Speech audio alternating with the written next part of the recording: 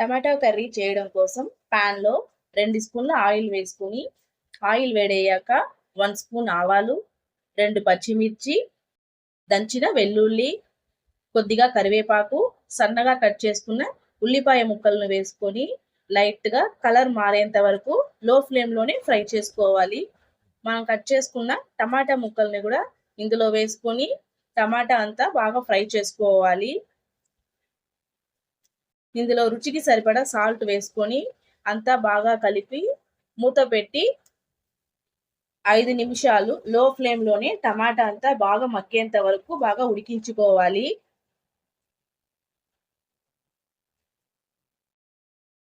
చూడండి, 5 నిమిషాల తర్వాత టమాటా అంతా మగ్గింది. ఇందులో 1/2 టీ స్పూన్ పసుపు, 1 టీ స్పూన్ కారం, 2 లవంగం, 2 ఇంచుల దాల్చిన చెక్క దంచి ఈ విధంగా వేసుకొని కలుపుకోవాలి. మూత పెట్టి 2 నిమిషాలు లో ఫ్లేమ్లోనే మధ్య మధ్యలో కలుపుకుంటూ 5 నిమిషాలు ఉడికించుకోవాలి. కొద్దిగా కొత్తిమీర వేసుకొని కలుపుకుంటే టమాటో కర్రీ రెడీ. ఈ టమాటో కర్రీ చపాతీ, రైస్లో అన్నిట్లో టేస్ట్ బాగుంటుందండి.